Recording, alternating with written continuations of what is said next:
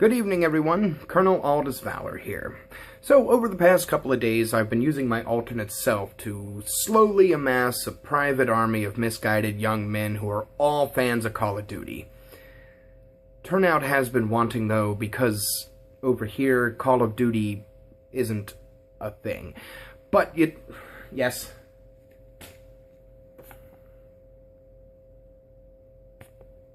So what? Just get out of here! No one's allowed in here but me!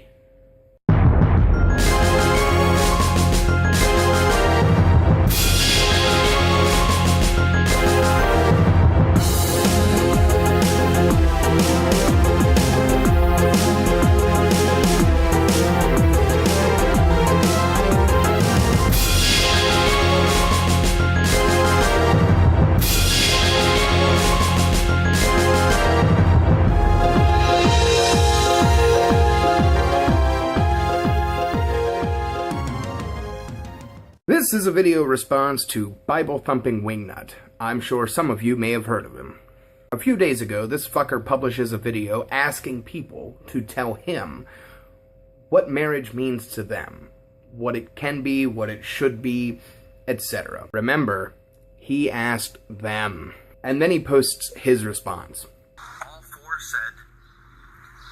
questioned, who am I to push my view of marriage on other people? Yet, all four of them told me their standards for marriage and told me that I should believe them. Because you asked them to, you jackass. You know, you're like that friend that everybody has that always asks for advice but ignores it anyway. So you have no grounds for any moral position when you give up the creator of the universe, the law giver.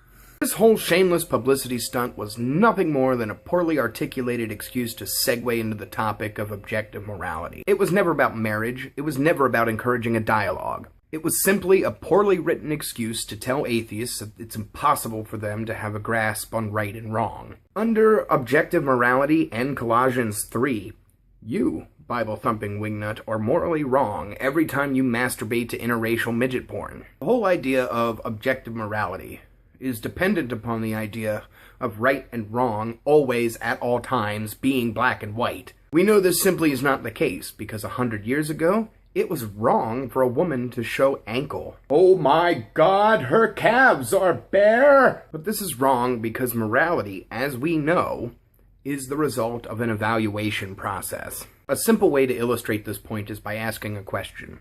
Is slavery okay? And I'm not talking about outsourcing slavery to poorer countries or prisoners. I mean the biblical slavery. Like you mean the biblical marriage. The I'm gonna beat you if you don't finish my pyramid kind of Django Unchained kind of slavery. If you feel that there's nothing morally wrong with slavery, then you personally embody every single thing that is absolutely wrong with the world today. If you think that there is a problem with slavery, well, then you've just admitted that objective morality simply does not exist. Time to get all William Lane Craig on you fuckers! Premise number 1. Morality is objective. Premise number 2. Slavery was okay in biblical times.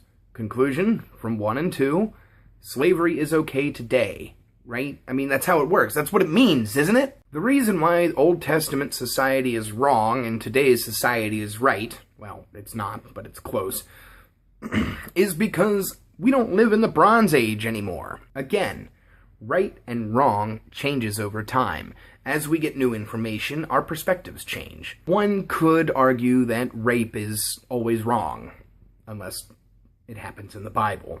One could argue that murder is always wrong, unless it happens in the Bible. The Lord God Almighty himself is the most celebrated murderer in our culture. But no, murder's cool if God's doing it. And you still mean to tell me that morality is objective? To say that objective moral values exist is to say that right and wrong exist independently whether everyone believes it or not. But if moral values exist independently of everyone's evaluation, this leaves you with several problems. One is, if two humans perform an action, one knowing his action to be evil while the other has no perspective of good and evil, What they know about their behavior is not irrelevant to our assessment, unless it's murder, which is always wrong, unless God is doing it, or commanding it.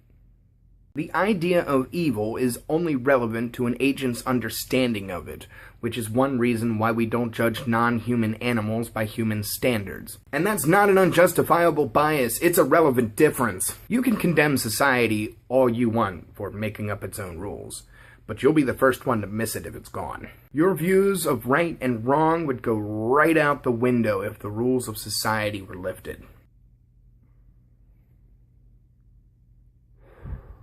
Answer honestly.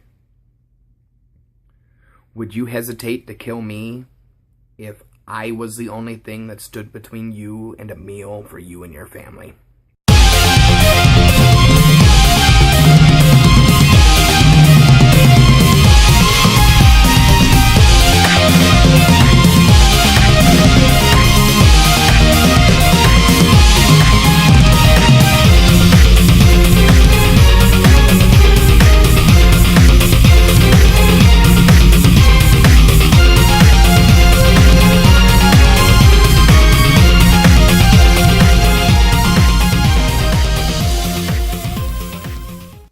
No, I'm sorry I yelled at you earlier. It's okay. Send that whore home in a taxi.